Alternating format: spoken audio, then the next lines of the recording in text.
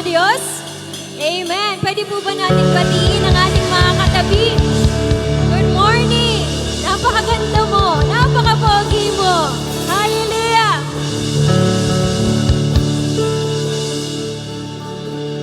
Sige po, awitan natin ang ating Diyos. Pwede po ba tayong sabay-sabay na pumalakpak?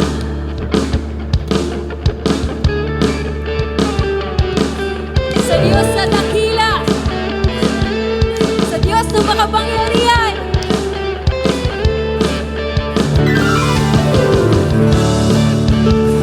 Luwalhatiin natin ang Diyos na banal.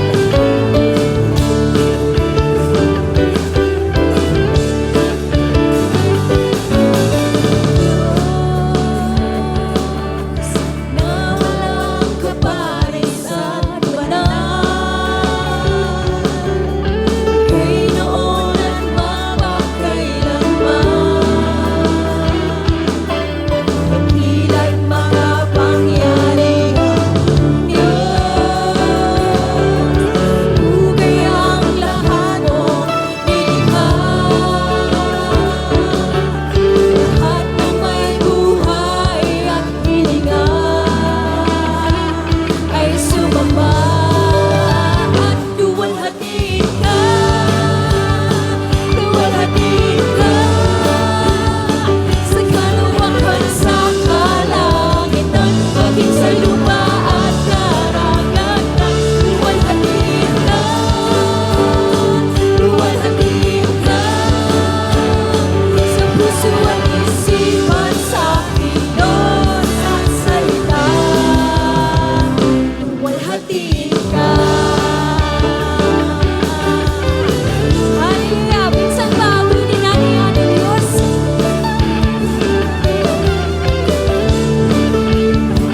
Oh, aming Diyos na walang kapares at banal, kay noon at magpakailanman, dakila't makapangyarihan Diyos, hugay ang lahat mong nilikha, lahat ng may buhay at hininga ay sumamba at luwalhatiin ka, luwalhatiin ka sa kalawakan sa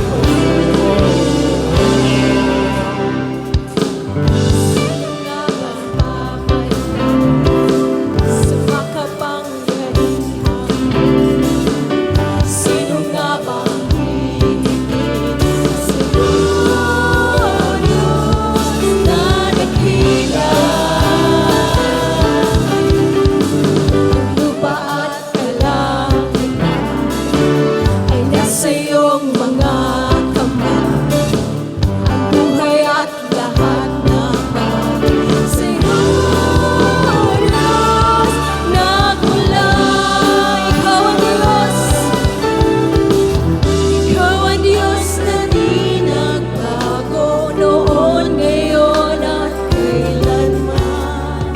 Ikaw ang Diyos na di naglaho, mananatili kailanman. Sa'yo, Diyos, iaalay, walang hanggang papuri at pagsamba. Wala din ka aming Ama, luwalhatin ka sa iyong kadakilaan. Wala din ka lahat kung ikaw, O Diyos. O Diyos, purihin ka, kataas-taasan. O Diyos, purihin ka, makapangyarihan. O Diyos, purihin ka ng buong karangalan. O Diyos, luwalhatin ka. Patuloy ka namin luwalhatin, Panginoon. Nararapat ang pumurihan.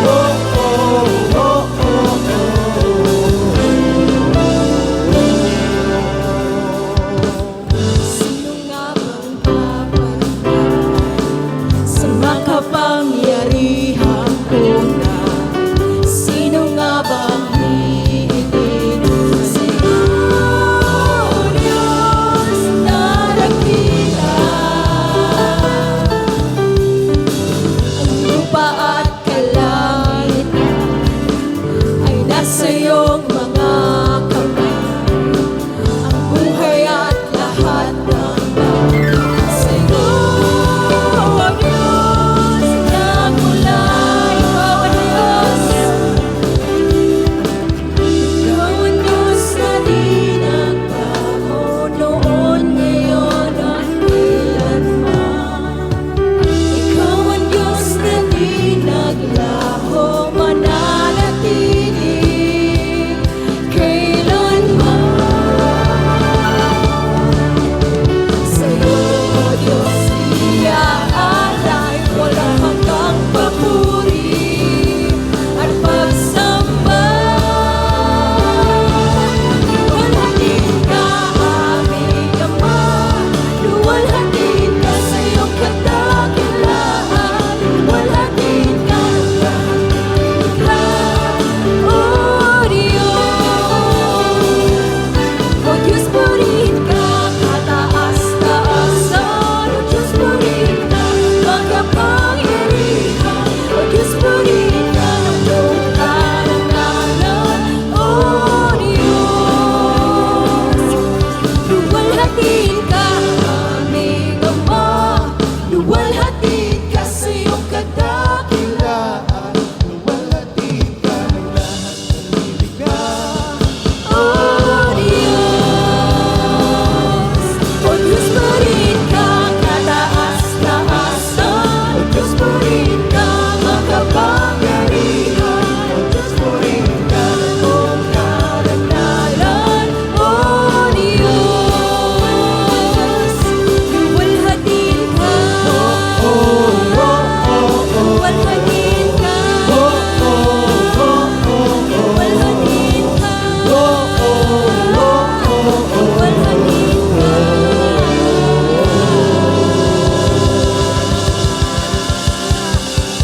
Luwalhatin ka, O Diyos. Hallelujah. Tunay nga, Panginoon, na napakasarap magpuri. Ramdam namin, Panginoon, ang iyong presensya. Hallelujah, Jesus. Salamat, Panginoon. Hindi mo kami iniwan, hindi mo kami pinabayaan, Panginoon. Sino man po dito ang nakakaranas ng kabigatan, Panginoon. Sino man po dito ang nakakaranas ng pagsubok, Panginoon. Hallelujah, Jesus. Alam ko, Panginoon, na hindi mo sila iiwan. Hindi mo sila pababayaan. Nandyan ka palagi sa kanilang buhay, Panginoon. Kaya marapat ka lamang pong papurihin, Panginoon. Nararapat ka lang sambahin, Panginoon. Nararapat kang awitan ng lahat ng mga awit sa iyo, Panginoon. Jesus. Hallelujah, Jesus.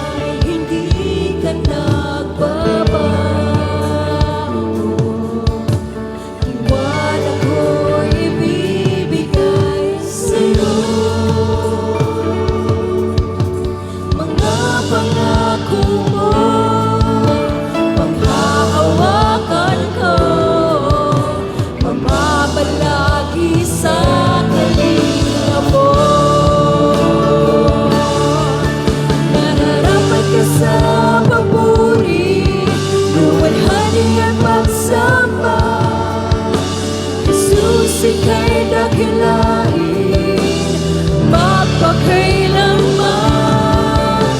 Nararapat ka sa papuri, luwalhati at pagsamba. Itataas ang ngalan mo, Ama. Nararapat ka sa papuri, luwalhati at pagsamba. Jesus, ika'y dakilain, magpakailanman. Nararapat ka sa papuri, luwalhati at pagsamba. Itataas ang ngalan mo, Ama. Ang iyong nilikha, Panginoon, ang iyong nilikha'y luluhod sa iyo. Itataas ang ngalan mo. Bawat labi ay napupuri. Jesus, dakila ka, iyong nilikha ay lululuhod sa iyo. Tinataas ang ngalan mo. Bawat lahi ay nagsasabi, Jesus, dakila ka.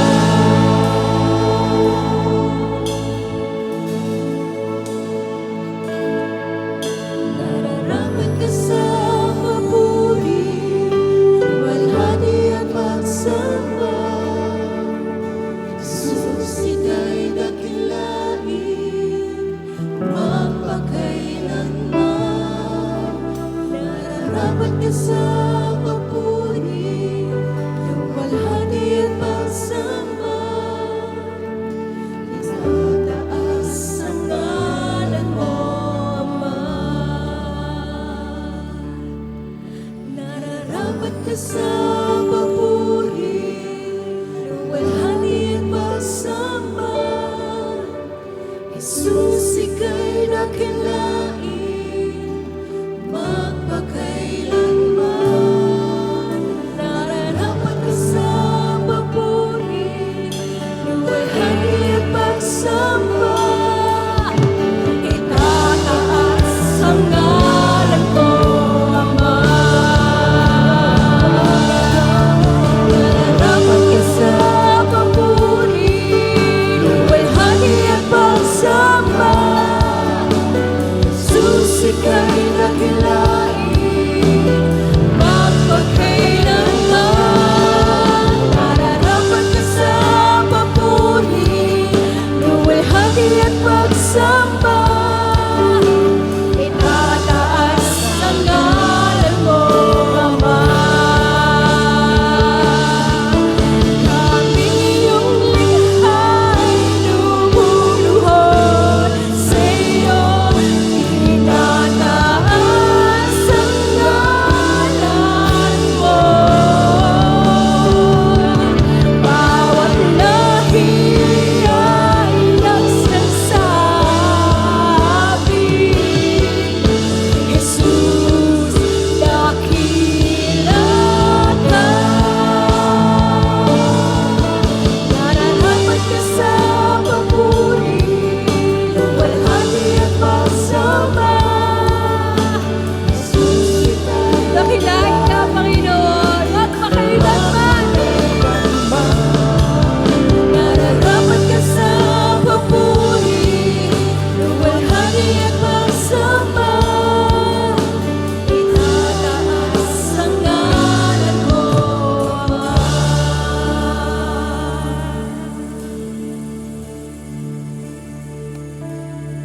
Sa'y binabalik ang lahat ng papuri, ang pagdakila at ang pagluwalhati, pagkat ikaw ang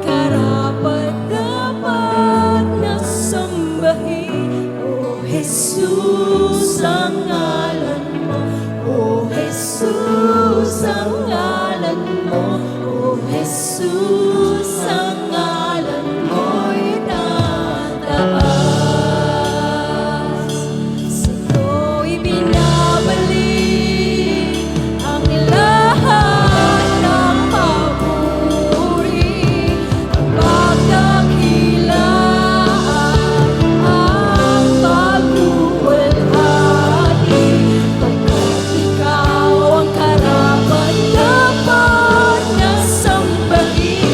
O Jesus, ang ngalan mo, O Jesus, ang ngalan mo, O Jesus, ang ngalan mo'y tataas. Minsan pa, church, sa'yo'y binabalik ang lahat ng papuri, ang pagdakilaan, ang pagluwalhati, pagkat ikaw ang karapat-dapat na sambahin.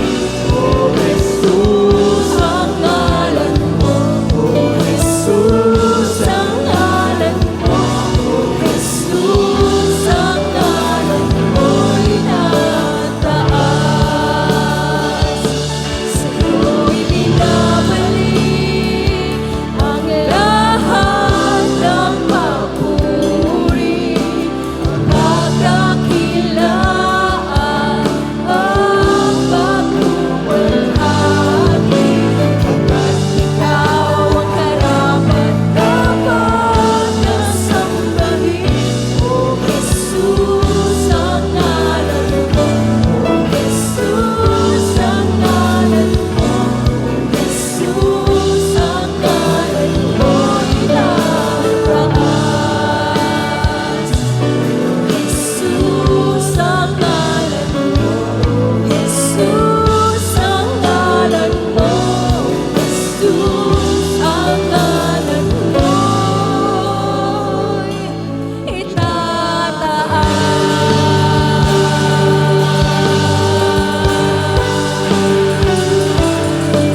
Minsan pa, palakpakan po natin ang ating Diyos, dakila sa lahat.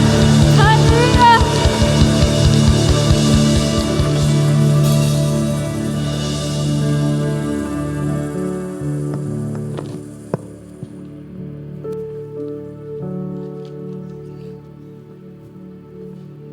Tayo pong lahat ay manalangin.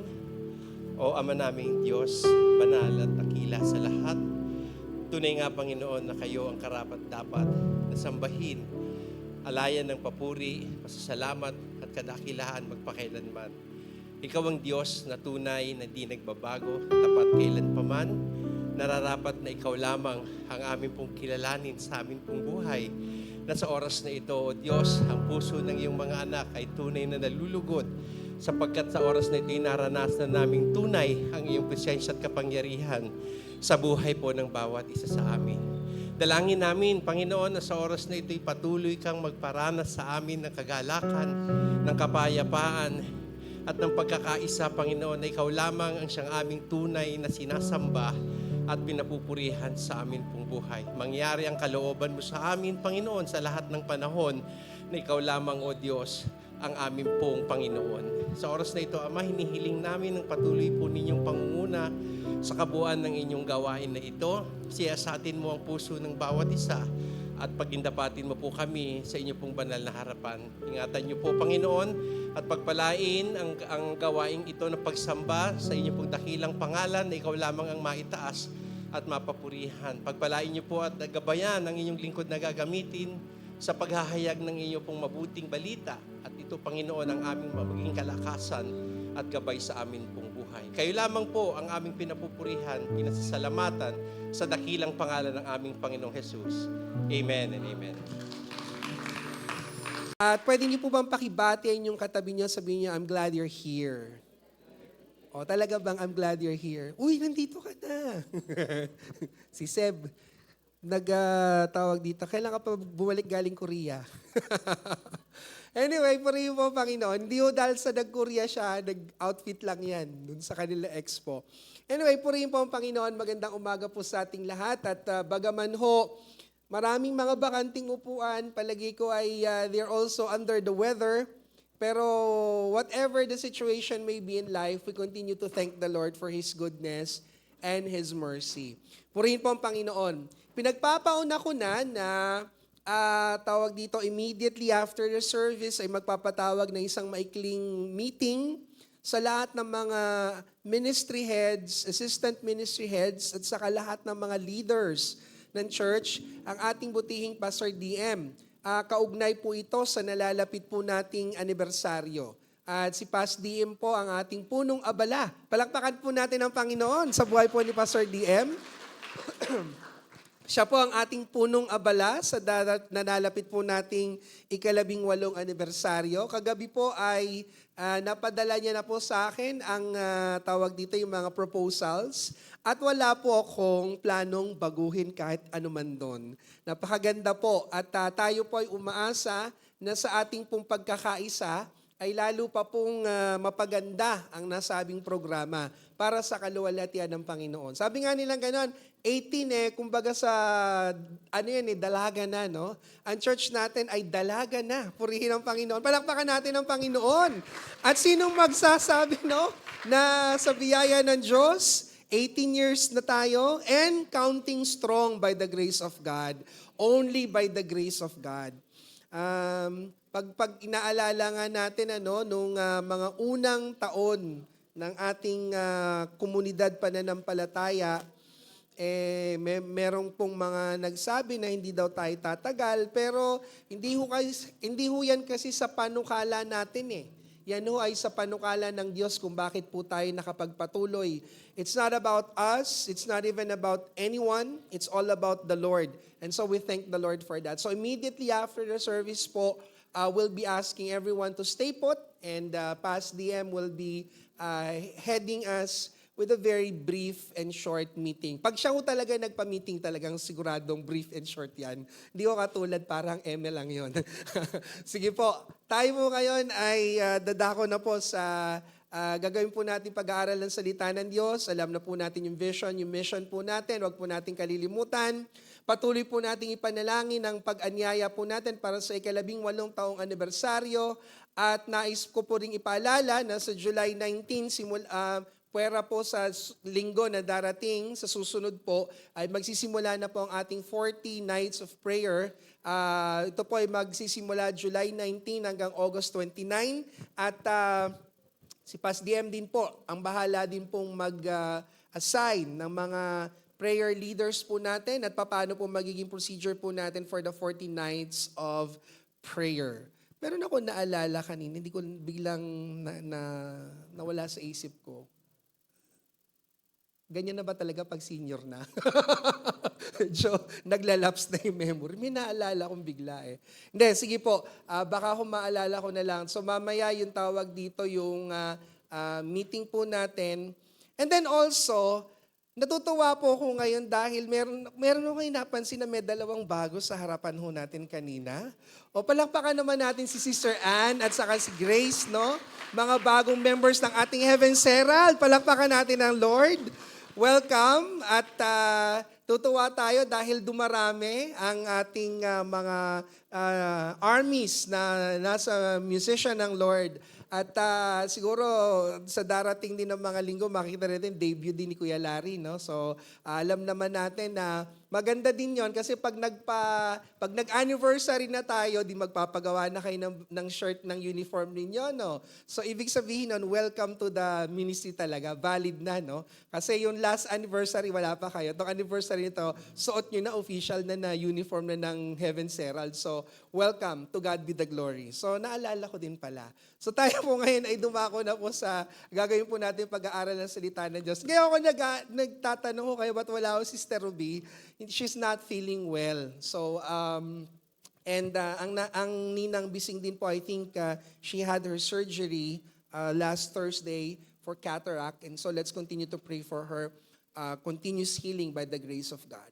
So, magsisimula po tayo. Kagabi po, I was reading an article. Ang pamagat po ay sa Christianity Today, no? Christianity Today, meron pong isang article At doon po sa article ay nabasa ko po doon, yung pong current situation ng mga churches in the United States, no?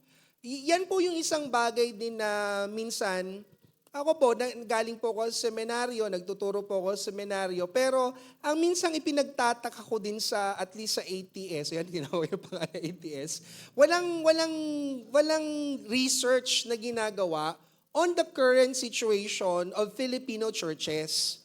So even to this day, ang research po namin, ang available na data or data, ay lagi pa rin nakabase sa mga simbahan sa Estados Unidos. At hindi ho maganda ang kalagayan ng maraming simbahang Kristiyano, particularly sa United States. Ewan ko kung makaka-relate dito si Marky at saka si Dayan. Though they're attending a local church in Montana. Pero palagi ko, rare in between din yung pagdalo ng mga tao dun sa local church, no? Sabi dun sa pag-aaral na bagaman nagkaroon daw po ng spike ng attendance for this particular quarter, nasa ano quarter na ba tayo? Sabi dun second quarter eh. For the second quarter of this year, nagkaroon ng spike. Pero hindi pa rin katulad nung dami ng dati. Pakunti pa rin sila ng pakunti. And very interesting din, nagbigay sila ng 7 documented cases or signs of a dying church. So nung nabasa ko yon, medyo natuwa naman ako na wala tayo ng mga symptoms na yon sa awa ng Diyos. Pero nakalagay ho doon, generally, if a church is dying, there are 7 signs that are parang main indications of a dying church. And so, sabi din po doon sa nasabing research ay maraming mga Amerikano ngayon wouldn't want to be associated with the Christian church. They would like to be called spiritual, but they don't want to be identified as Christians anymore. So medyo matindi yung nangyayari. At alam naman natin na una sa Diyos, pangalawa sa mga Amerikano, nung kanilang pagpunta rito during the 1800s, nung last part ng 1800s, kaya nagkaroon ng protestantismo dito sa Pilipinas ay dahil sa pagdating ng mga Amerikano. Pero napansin din po natin na sa paglipas ng panahon, sila na nagdala ng pananampalataya sa atin, doon sa lugar nila, papatay naman na yung pananampalataya. The faith is already dwindling and it's dying. So for this morning, gusto ko pong pagnilay-nilayan po natin yung ilan sa mga katotohanan. Ano nga ho ba ang kahulugan ng pagiging isang Kristiyano? What does it mean to be a Christian? And I think that's very vital. Hindi ko po sinasabi na pinagdududahan ko ang pagiging Kristiyano ng kahit sino man sa atin. Pero meron isang bagay din po na hindi rin po masama na suriin natin ang ating mga sarili kung tayo pa rin nga ay nasa pananampalataya. So it's very important that we should consider these things. And for this morning, the passage na ating pag-aaralan is Matthew chapter 16 verses 21 up to 28. At ito din po ay makikita sa Luke chapter 9 verses 22 up to 27. Pahintulutan niyo po na basahin po natin itong mga talatang ito para mamaya pag pinag-aaralan na po natin ay mabilis na po nating madaanan. Sabi po dito sa Matthew chapter 16 verses 21 up to 28, ang tala po nito ay unang pagpapahayag ni Jesus tungkol sa kanyang kamatayan at muling pagkabuhay. Mula noon ay ipinaalam na ni Jesus sa kanyang mga alagad ang mangyayari sa kanya. Sinabi niya, dapat akong magtungo sa Jerusalem at magdanas ng maraming hirap sa kamay ng mga pinuno ng bayan, mga punong pari at mga tagapagturo ng kautusan. Ano pong sabi ng Panginoong Jesus? Ako'y papatayin. Ngunit sa ikatlong araw ako'y muling mabubuhay.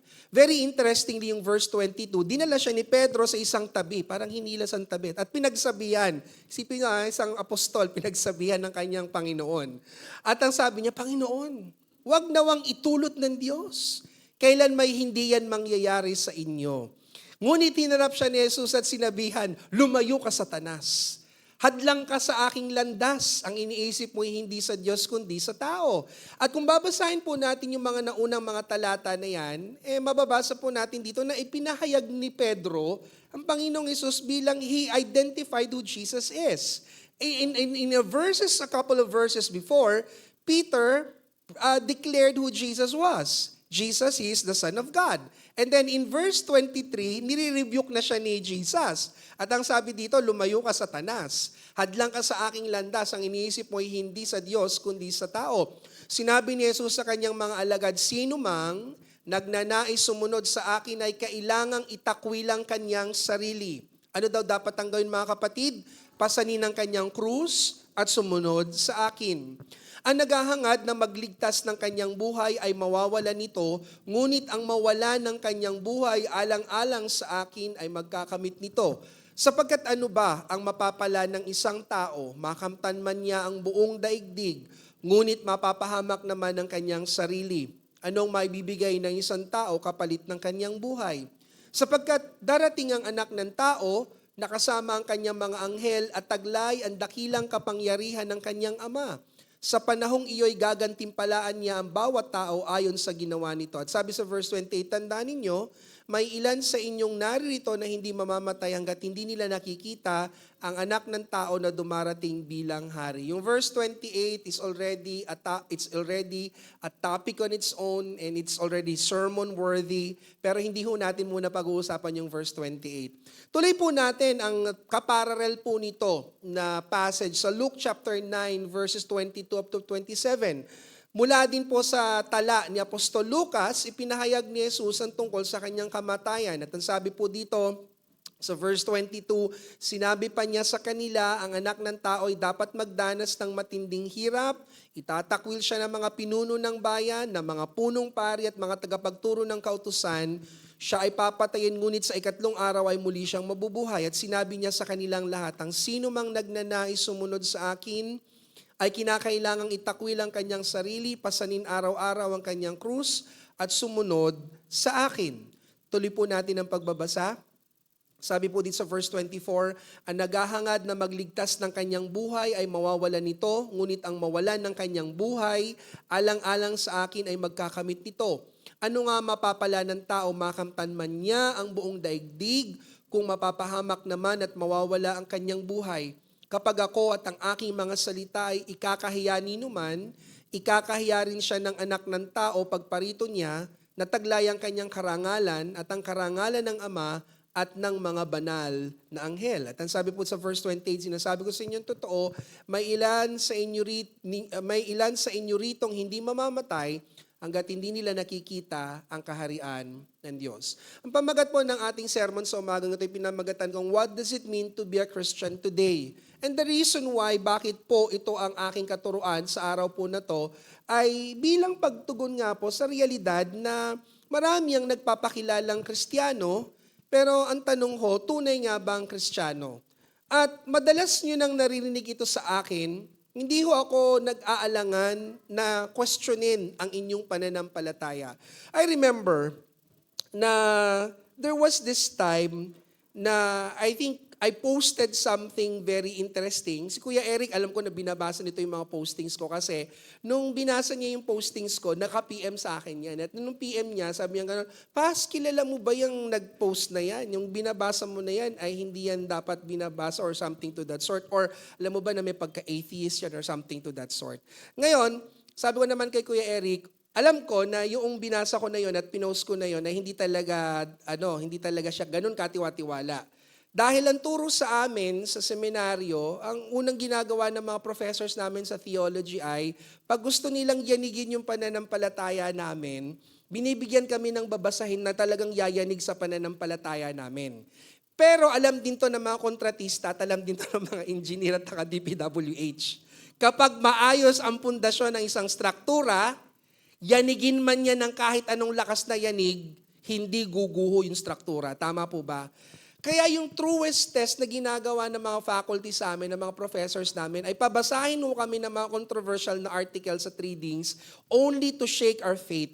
And once the faith has been shaken, dun lang namin mapatunayan, totoo pala talaga yung aming pananampalataya. So hindi po ako natatakot na magbasa o harapin yung mga controversial na mga usapin. Bakit po? Kung matatag ang pundasyon, kahit anong uga, hindi ho yan bibigay. Tama po ba? Natatandaan ko rin po, minsan po, meron pong pero hindi naman po taga-church po natin, ang lumapit sa akin at ang sabi niya ganun, Pastor, pag-aaralin ko, papasok na po sa kolehiyo po yung anak ko eh. Gusto ho, sasabihin ko pa ba yung college o university? Gusto po sa ganitong universidad eh. Natatakot po ako, baka ho malihisunan landas yung aking anak sa pag-aaral niya doon. So ang tanong ko sa kanyang ganon, kumusta ho ang inyong pagtuturo sa inyong anak? Kumusta ho ang inyong aral sa inyong anak? Dahil ito sasabihin ko sa inyo, kahit na ho saan nyo ho palabasin yan at papuntahin, kung tama ang pundasyon yan, hindi ho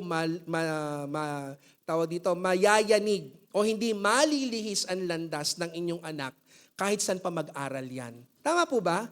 So nakita po natin dito, the reason why I am confronting your faith is because the truest test of finding out whether the foundation is strong is to submit it to shakening. At ngayon sa umaga pong ito, tanungin po natin ang ating mga sarili, ano nga ba ang kahulugan ng tunay na mananampalataya? Ano nga ba ang isang tunay na mananampalataya? What is a Christian? Unang-una, kung titingnan po natin dito mga magulang at mga kapatid, pag pinag-usapan po natin ng usaping Kristiyano, hindi po ito basta lamang usapin ng relihiyon, no? At kung aking pong ilalatag po sa inyo ang pananampalatayang Kristiyano, ang isang tunay na Kristiyano po ay hindi lamang po limited lamang dun sa mga tinatawag natin mga born-again Christians or mga evangelicals sa tulad natin. Our faith has already been around for the past 2,000 years. May 2,000 taon na po na ang pananampalatayang Kristiyano ay namamayagpag. At hindi po natin pwedeng sabihin na pwede nating ipinpoint na meron lamang isang tunay na relihiyon o Kristiyano, to be exact. Pero kung titingnan po natin dito, simula nang dumating ang Panginoong Jesucristo dito sa lupa, siya ay nagkatawang tao, ang mga nagdala ng katuruan ay mga apostol. Pagkatapos po noon, the church was founded in 33 AD. So from 33 AD, umusad po yung pananampalatayang yon, nagkaroon po ng split up. Ang naging split up ng pananampalataya, hindi po sa doktrina. Ang split up ay sa pamamagitan ng geography. Merong Kristiyano sa kanluran at merong Kristiyano sa silangan. Kaya they have the East and West Christianity. At pagkatapos, nagpatuloy itong pananampalataya na to, nagkaroon ng mga pang-aabuso, at yung mga abuso na yon itinama ng isang lingkod ng Diyos during the 1500s. Ang pangalan niya po ay si Martin Luther. At mula po noon, at least yung branch ng ating Christian faith ay yung tinatawag na the Protestant faith from the 1500s till now. Ito ho yung ating pananampalataya na ating pinananampalatayanan bilang mga Kristiyano. Pero nariyan pa rin yung mga Katoliko at nariyan din po yung mga Orthodox. So ibig sabihin, malaki. Ang lawak ho ng kategoryang Kristiyano. Pero kung titingnan po natin ang salita ng Diyos, malinaw po na sinasabi po dito sa Romans chapter 10 verses 9 up to 10, how does one become a Christian in all its simplest form? Sabi po dito that if you confess with your mouth, Jesus is Lord, and believe in your heart that God raised Him from the dead, you will be saved. For it is with your heart that you believe and you are justified. It is with your mouth that you confess you are saved. Parang ito po yung pinaka-formula. Ito po yung pinakaturo kung paano isang tao ay magiging tunay na Kristiyano. Sa Tagalog po, sa pagkakaliwat po sa Tagalog, ito po mababasa po natin. Kung ipahahayag ng iyong labi na si Jesus ay Panginoon at buong puso kang sasampalataya na siya muling binuhay ng Diyos, ikaw ay maliligtas. Sapagkat sumasampalataya ang tao sa pamamagitan ng kanyang puso at sa gayoy pinapawalang sala ng Diyos. Nagpapahayag naman siya sa pamamagitan ng kanyang labi at sa gayon ay naliligtas. Hindi na po miminsan na narinig niyo mula sa pulpitong ito ang konteksto ng Romans chapter 10 verses 9 up to 10. Pag tinanong ka, paano ka anya magiging Muslim? Kapag Muslim, ang gagawin lang noon, you have to make the confession or the shahada that there is no other God but Allah and Muhammad is His only prophet. Pag sinabi mo yan sa shahada, Muslim ka na. So ganun kabilis. Paano ka maging Buddhist? Parang may mga formularies. Paano ka maging Buddhist? Paano ka maging Muslim? Paano ka maging ganyan? Sa pagiging Kristiyano, hindi lang basta ito confession. Ang pagiging isang Kristiyano ay isang uri ng pamumuhay, mga kapatid. So we begin to understand that not only do you confess, kasi bago ka magpahayag na si Jesus ay yung Panginoon, anong sabi po dito? Ang pagpapahayag ng labi ay nagmumula saan? Sa pananampalataya na siya'y muling binuhay ng Diyos. Doon ka pa lamang maliligtas. So hindi mo kinakailangang mag-confess muna. Ang unang kailangan ng isang tunay na Kristiyano ay manampalataya.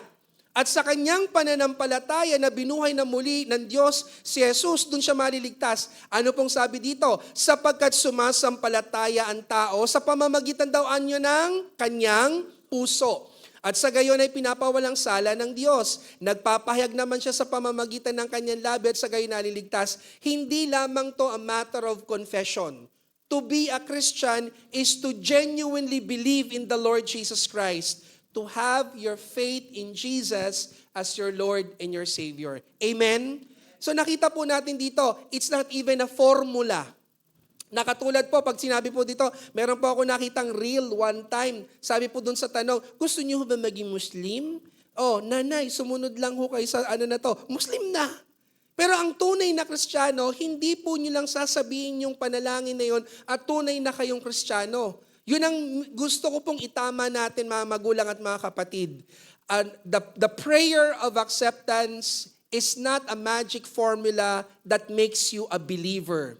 What makes you a believer is that you've heard the preaching of the word, you have faith, and that faith leads you to Jesus Christ. Then you begin to confess that He is Lord. Amen po ba? Manampalataya muna. Matapos manampalataya ay magpahayag ng pananampalataya at saka kayo maliligtas. Amen po ba? Kaya pwede niyong sabihin sa isang tao, sumunod ka sa panalangin ito. Pag sumunod siya, ibig ba sabihin nun, ligtas na siya? No. That is not saving faith. Saving faith is a faith that changes the life of a person once they have faith in the Lord Jesus Christ. Can I hear an amen? Kaya mga magulang at mga kapatid, uli po, huwag kayong pabudol. Hindi ho prayer of acceptance ang nagpapakristyano sa isang Kristiyano. Nagiging tunay na Kristiyano ang tao kung tunay silang mananampalataya sa Panginoong Hesus. At ang pananampalatayang ito ang siyang pagmumulan ng kanilang pagpapahayag sa Kanya. Amen po ba? Kaya nga minsan po, di ba nakwento ko po sa inyo, na ako po'y kolehiyo pa, ewan ko ho kung nakasakay ba kayo dun sa biyaheng langit ng mga jeep, mga bus, dito sa galing sa Norsagaray papuntang Maynila. Yun ho ang gustong-gusto kong sakyan. Sapagkat nakikipagharagan kay kamatayan yung mga driver nun. Kaya napakabilis nun. Ngayon ho, ang problema yun sa patok na mga jeep sa sa Antipolo, nagkakandalaglagan yung mga pasahero, di ba nakita ho ninyo? Yung bus na yun, ba't nawala na yung ninang? No? Nawala na yung bus na yun eh. Tuwan-tuwa ako, yun ang gusto kong sasakyan, lalo na pag malilate na ako. Oo. Ngayon, merong isang incident, nagmamadali itong driver ng bus na yon, yung bus din yung bintana nun, kahoy lang, plywood lang, di ba? Pag talagang tumilapon ka dun, patay kayo dun eh. Di ngayon, nagmamadali. Doon sa pagmamadali niya, alam nyo ginawa, hindi doon sa kalsada dumaan. Doon sa may rough road sa gilid. O sa service road. Nung doon dumaan, ang bilis ng takbo, di syempre, tuwa naman, maya-maya, sumabog yung gulong. Ay, pagsabog ng gulong, talagang para kaming kinalog na duhat sa loob ng talaga. Pero nakakatawa nun, ang matutuwa ka, yung sigaw ng pananampalataya ng lahat ng mga taong naroon. Marin, Santa Clara, Santa Tecla, San Francisco, lahat ng mga Santa Bagino, Maria, lahat din naman. Pero meron din naman narinig in Jesus' name. Kasama na ako sa in Jesus' name. Doon yung makikita kung sino talaga ang pinananampalatayanan ng mga tao sa oras at panahon ng kagipitan. Amen po ba? Hindi nyo mapasisinungalingan yan. Tama po ba? Siguro makakapag-relate dito si Marky. Sa US, kapag Pilipino, anong indikasyon daw para Pilipino? Paswitan mo, pag lumingin yan, Pilipino yan. O, di ba? O, kakabayan yan. O, halimbawa, pumasok ka dun sa bahay, pag nakita mo, meron ng shower pero may tabo pa rin at timbak, malamang Pilipino yan. Di ba? At subukan mong tapakan ang hinlalaki niyan. Kahit na gaano katagal yan, aaray at aaray! Aray! Pero hindi nyo madidinay yan. Tama po ba? Ganun ho ang tunay na kalikasan. Hindi po yan mapapalitan. Amen po ba? That is why when you say you are a believer in the Lord Jesus Christ, no amount of hypocrisy can cover up that. Can cover that. Kung tunay kang Kristiyano, tunay kang Kristiyano. Kung hindi ka Kristiyano, lalabas at lalabas yan. Amen po ba? Ulitin ko lang, sabi ko kay Sister Julie, alam niya to, paborito niya tong illustration. Ang toothpaste, kung ano laman yan, kahit anong, basta kung anong laman yan, yun ang lalabas niyan. Kaya ang pindot niyan marahan o mariin, kung ano laman yan, yun ang lalabas. Kaya halimbawa, palamura ka at napindot na sabi, ay sorry po pastor, napamura po, nagulat lang. Hindi ka napagulat lang dahil nagmura ka, palamura ka talaga. Kasi nagulat ka at nagulat ka naman lang, hindi gano'n, lalabas at lalabas siya talaga. Ganon din ang tunay na Kristiyano. Tama po ba? Inuulit ko ha, wag ho kayong pabubudol. Hindi ho yung prayer of acceptance ang nagliligtas. Ang nagpapaligtas po sa isang tao bago siya magpahayag ng kanyang pagkakilala sa Panginoong Hesus ay dapat muna siya munang sumampalataya. At ano sabi sa Roma 10:17? Ang pananampalataya ay dumarating sa pamamagitan ng pakikinig at pakikinig ng salita ng Diyos. Kaya kailangan talagang matino ang pangangaral ng salita ng Diyos sapagkat mula sa tamang pangangaral ng salita ng Diyos, magmumula ang pananampalataya na ikaliligtas ng mga tao. Amen po ba? Pwede po ba nating palakpakan ng Panginoon sa umaga pong ito? Let's give the Lord the best clap of praise. May 5 bagay lamang po kung mabilis natin gustong tingnan sa umaga pong ito. What does it mean to be a Christian today? Number 1, if you are a true believer, you are an imitator of Christ. Amen? Wala ho tayong pwedeng sabihin sa mga tunay na mananampalataya, kundi kung ikaw ay tunay na mananampalataya, kung ikaw ay tunay na Kristiyano, wala kang ibang tutularan kundi ang Panginoong Hesukristo. Amen po ba?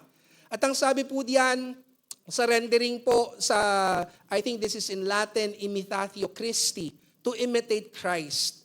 Ano pong sabi sa Luke chapter 9 verse 23 at nabasa na po natin ito kanina, at sinabi niya sa kanilang lahat, ang sino mang nagnanais sumunod sa akin ay kinakailangang ano daw po, itakwil ang kanyang sarili, pasanin araw-araw ang kanyang krus at sumunod sa akin. Bagay na hindi madaling gawin.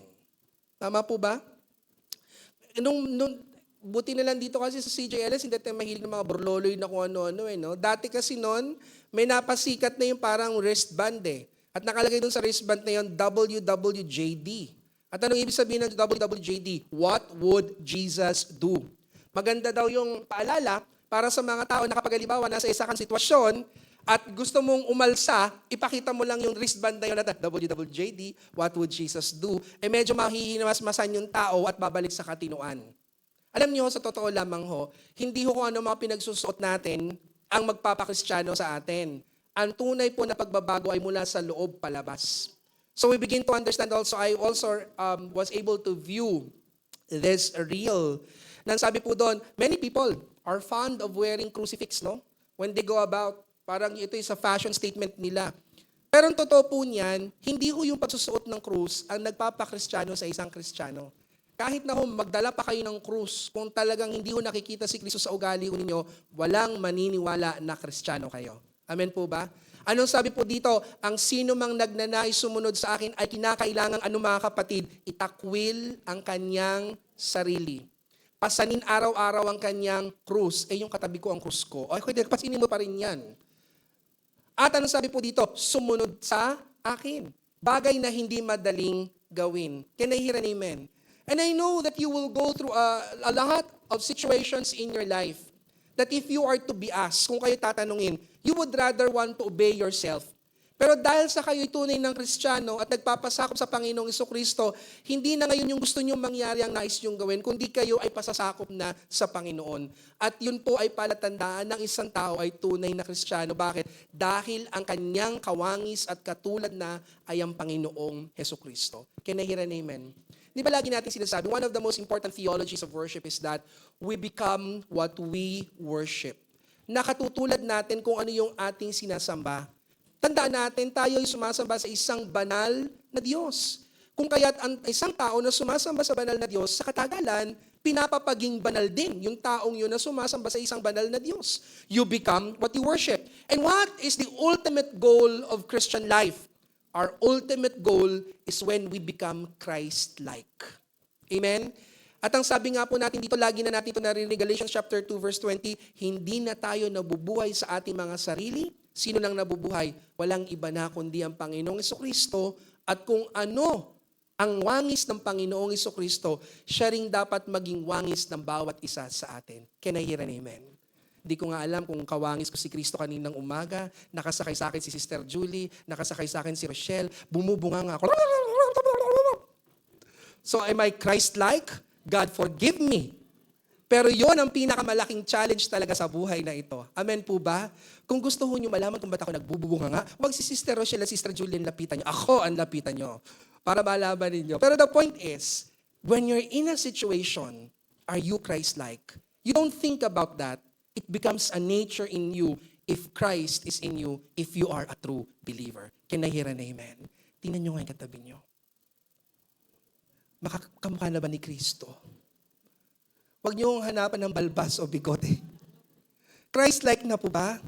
Hindi na ba madamot? Hindi na ba masungit? Hindi na ba matapobre? No? Nabago na ba?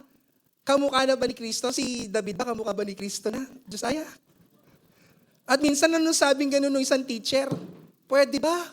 Tigil-tigilan niyo ng paglalagay ng mga biblical names sa mga anak ninyo. Bakit? Si David, sinaksak si Mateo. Di ba? Si Mary, sinabunutan si Elizabeth. Saka naman nakakita, biblical ang pangalan, pero mga ugali, demonyo. Di ba? At wag ka meron kong tsuhin, Jesus ang pangalan. Sumalangit nawa, apakawalang ya. Tinanahiya. Ginamit pa ang pangalan ni Jesus. Demonyo naman. Kaya sabi nung teacher, pwede ba? Tigil-tigilan nyo ng paggamit ng mga biblical names sa mga anak ninyo.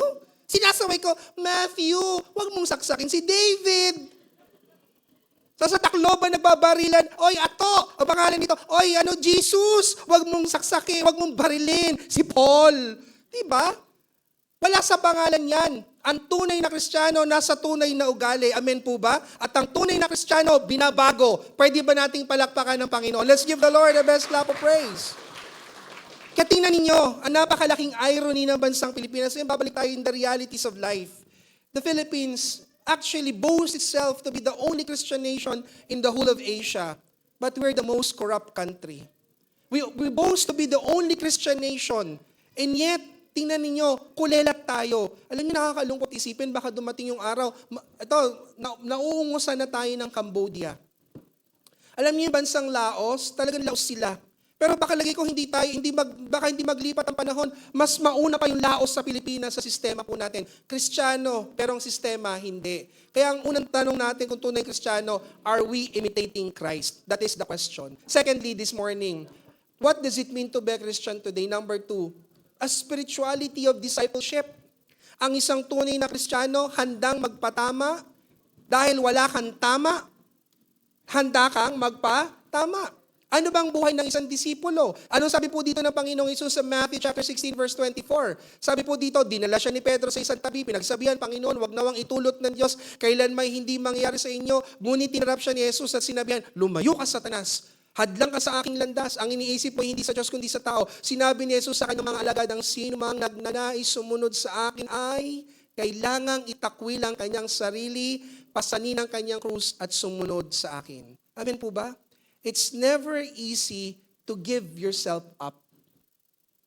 Dahil kung tutusin po, ang nais po natin, tayo ang masunod sa ating mga sarili. At sabi po ng isang pastor na pangalan na si Mark Driscoll, ito pong sabi niya regarding salvation and discipleship. Sabi niya, salvation costs you nothing, but discipleship will cost you everything. Kaya ulitin ko, Justin, nandiyan ka na, di ba? Nandiyan na si Kuya Mark mo. Tanungin mo sa kanya, gusto mo pa bang magpa-disciple sa akin? Siya ang tanungin mo. Ayan. Hindi mo naintindihan ang hinihiling mo. Sabi dito, discipleship will cost you everything. Salvation occurs in a moment. Discipleship takes a lifetime. Salvation is something that God does for you. Discipleship is something you do with God. Sadly, many only preach a life of decision, not a life of discipleship. Why? Because when you're being discipled, you are being conformed to the image of your discipler. Ang nangyayari, napapalitan ng iyong ugali dahil ikaw ay hinuhubog na nagdidisipulo sa inyo. Ito ngayon ang problema. Lilinawin ko at mapapanood dito pag in-upload naman sa YouTube natin. The problem with the discipleship program of many churches is this. Kung ano yung ugali ng discipler, yun ang nagiging ugali ng disipulo. Pero hindi dapat ganon. Ano sabi ni Apostol Pablo? Tularan niyo ako katulad ng pagtulad ko kay Kristo. Hindi yung discipler ang dapat na susunod. Ang dapat na susunod, si Kristo doon sa buhay nung nagdidisipulo. Can I hear an amen? Kaya hindi ko gusto na kayo lahat ay maging Ronald dyan. Mga kulto kayo. Ang dapat ninyong sundin si Kristo. Amen po ba? Wala si Pao Hi Pao. Kumusta ka kapatid? Sabi ni Pao, pag tinatanong sila, binibiruan, ano ka? Sabi niya, Ronald dyan ako, kulto ka. Hindi dapat kayo Ronald dyan. Dapat kayo maging Christian. Dahil ang tinutularan nyo, hindi yung pastor. Ang tinutularan ay dapat sino? Si Kristo. That is what it means to be a Christian. Can I hear an amen? The result is that when people hit hard times and life doesn't seem to be working, according to Mark Driscoll, they became disillusioned with Jesus rather than devoted to Jesus. Bakit? Parang ang nangyayari lang, they only follow Jesus through the good life. But we begin to understand, sabi niya ganun, Jesus is not a salesman. He's not trying to market anyone, sell anyone, or con anyone. He's absolutely, brutally honest with us about what it means to truly be His disciple. A disciple is one who believes in Jesus, worships Jesus, serves Jesus, follows Jesus, obeys Jesus, and is even willing to suffer for Jesus. That is what discipleship is really all about. Amen? And if you're only going to follow Jesus through the wonderful ways of life, that's not true discipleship. Amen? At tingnan ninyo, nang may buong paggalang ulit, bakit yung bakit yung mga generation namin na lumaki during the 70s and the 80s, hindi kami mga lampayatot na parang di ba nakikita niyo yung reel ngayon, nabunggo lang ng pintuan, umiiyak na? Kami, hindi. Kasi iba yung generation, lalo generation ni Ate Magda, di ba? Lalo yung generation ni Ninang Wilma. Mas matatatag yung mga yan. Kayang makipagbuno sa tawag dito, mga pagsubok ng buhay. Pero ngayon yung mga bata ngayon, with all due respect, hindi ko naman nila lahat. Yung mga millennials sa mga Gen Z, wag lang din kumusta naman yung ego namin? Kumusta may mental health namin? Oh my gosh, I'm so depressed. I want to suicide. Parang ganun pa lang ang mga edad. Anong pinagdadaanan ninyo? At para kayo ay sobra kayong ganyan. Ang mga tunay na disipulo ng Panginoong Jesucristo, hindi lang susunod kay Jesus pag madali ang daan. Ang tunay na disipulo susunod kahit ano ang daanan. Can I hear an amen? Kaya tingnan po ninyo mga disipulo, they followed Jesus and were willing to suffer even for Jesus. Nakita niyo yung buhay ni Apostol Pablo? Kaya nga yung mga nagtuturo ng prosperity gospel, pag tinuro ninyo doon, sabi niyo gano'n, parang hindi mahal ng Diyos si Apostol Pablo. Bakit? Walang naranasang ginhawa ng buhay si Apostol Pablo. Puro hirap ang kanyang naranasan. Pag binasa niyo yung mga patotoo niya, natapon ako sa dagat, ilang araw kaming lulutang-lutang sa dagat, ako ay binugbog, ako ay pinahirapan, muntik ka na akong patayin. Pero sa lahat ng yon, hindi natalikod sa pananampalataya si Apostol Pablo. Amen po ba? Ang mga tunay na Kristiyano, susunod kay Jesus no matter what, no matter how difficult it may seem. Amen? Kaya kayo ba, are you willing only to serve the Lord when everything is comfortable? Nagtatutuwa ako sa Panginoon kasi yung community natin, through thick and thin, nandito na.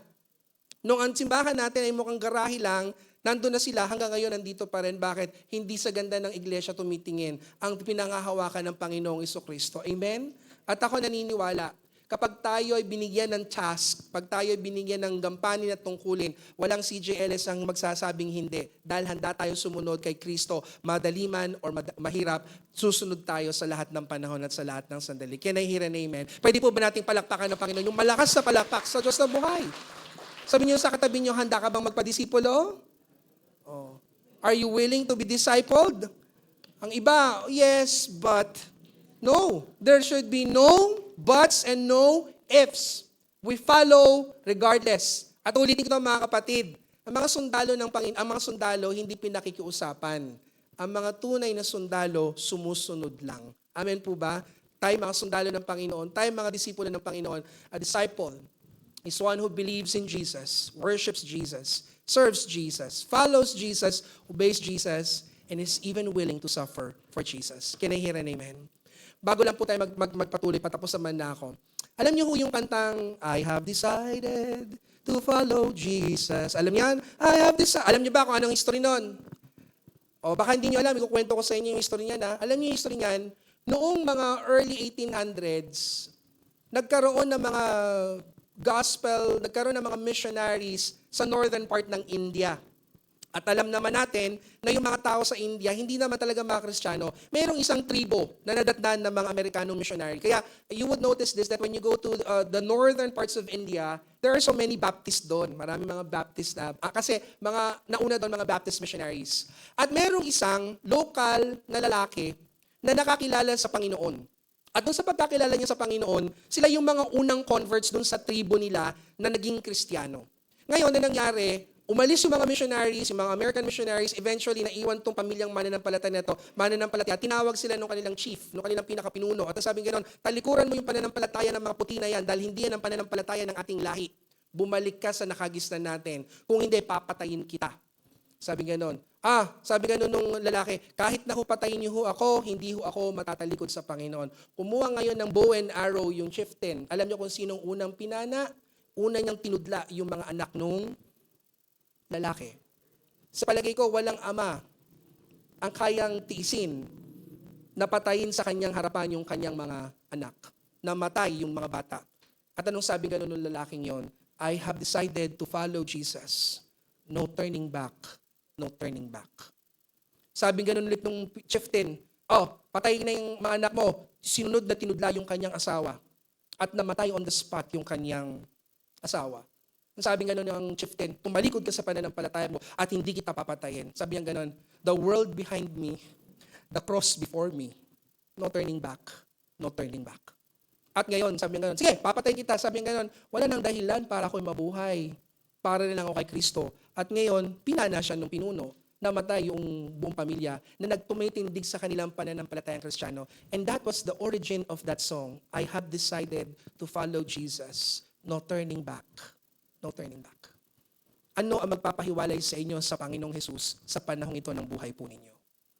Ang isang tunay na Kristiyano, ano't ano man ang mangyari, hindi bibitiw sa Panginoong Hesukristo. Can I hear an amen? Kaya sinasabi nga nun, why is the church dying in the United States? I would like to believe that they were never Christians in the first place. Because if they were, no one will turn their backs on their Savior. Dahil ang tunay na Kristiyano, ang mabuhay ay kay Kristo, ang mamatay ay pakinabang. Pwede ba nating palakpakan ng Panginoon sa umagang ito? Yung pinakamalakas sa palakpak sa Diyos na buhay. 3 na lang at tapos na po tayo. Number 3, what does it mean to be a Christian today? To follow a suffering Christ. So Christ did not promise a life of luxury.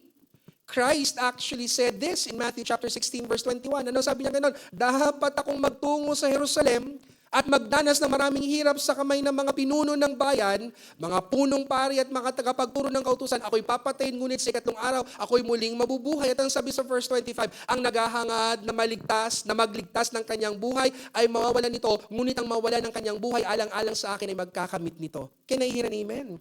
We begin to understand, sabi po dito, to follow a suffering Christ. Now, itong problema ng itinuturo ng maraming mga simbahan. Bakit maraming mga simbahan? Ano sinasabi? Tanggapin mo si Kristo. Hindi ka gagaling ka sa lahat ng sakit at karamdaman mo. Tanggapin mo si Kristo, papapalain ka. Pagkatapos hindi pinagpala, hindi gumaling, anong mangyari? Matatalikod ngayon sa pananampalataya dahil hindi tunay na Kristo yung ipinakilala. Pero wala namang sinabi ni Jesus na kapag sumunod ka sa akin, pagpapalain ka eh. Anong sabi niya nga? Ang totoo nga, kapag sumunod tayo sa Kanya, lalo pa tayong uusigin dahil sa ating pananampalataya sa Kanya. At ang totoo, dadanas tayo ng marami mga pagsubok, ng mga pag-uusig. Pero ang Kanyang pangako ay ito, sa gitna ng lahat ng iyon, hindi ko kayo iiwan, hindi ko kayo pababayaan. Amen? Kahit mag-removals ka pa, hindi ka pababayaan ng Panginoon. Amen po ba? Kahit alas 5, sinabihan ka ng doktor na kailangan na ng dugo, bibigay ang Panginoon ng kaparaanan, hindi niya tayo pababayaan. Amen?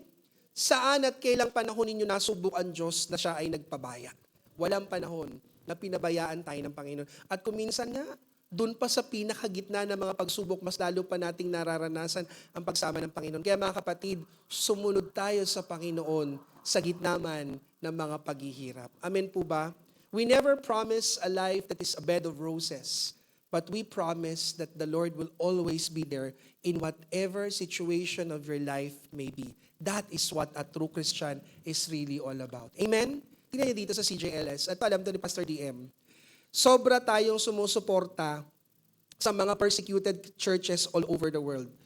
Sinusuportahan natin yung open doors. Bakit? Tingnan niyo yung mga kapatid natin sa pananampalataya sa ibang bansa.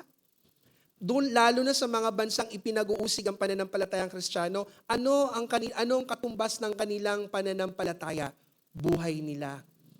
Pero hindi sila natatalikod sa pananampalataya. At itong sinasabi ng marami, ang mga binhi ng salita ng Diyos ay dinidilig ng dugo ng mga tunay na mananampalataya. Amen po ba? Magpasalamat po tayo dito sa Lord sa Pilipinas, hindi tayo inuusig. Pero kahit na ganun pa man, magpapatuloy ang mga tunay na Kristiyano sa pagsunod sa Panginoong Hesukristo. Pangapat, ang sabi po dito, what does it mean to be a Christian today? Number 4, to be a Christian today is to be part of a radical community. At anong ibig sabihin ng radical community? Ito isang bagay na gusto ko sanang mabigyan ng pansin. Sabi niyo, radical. Pag narinig yung radical, anong nasa isip niyo?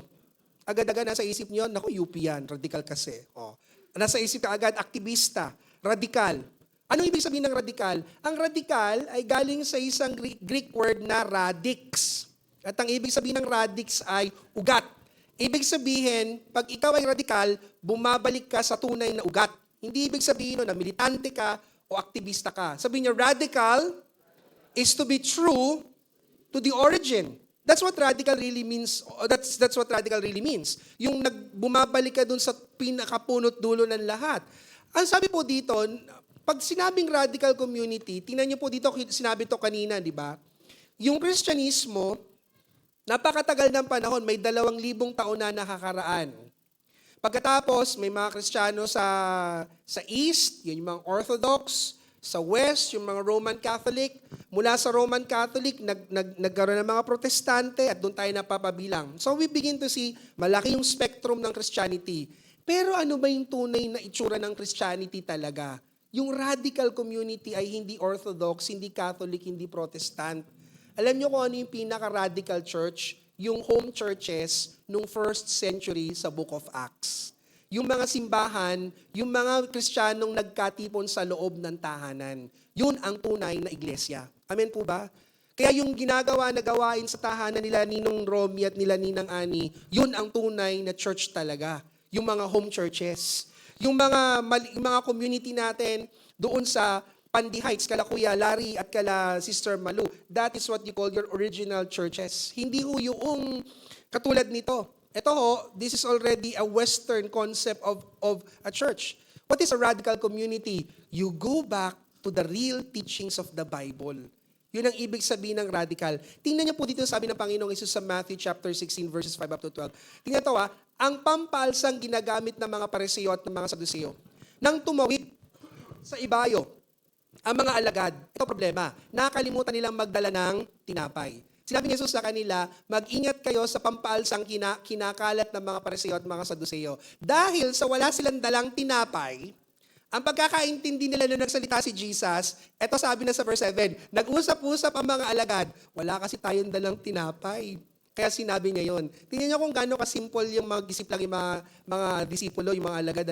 Pero ito sabi ng Panginoong Hesus, alam niyo, Jesus, ang pinag-uusapan nila, kaya sila'y tinanong, bakit niyo pinag-uusapan wala kayong dalang tinapay?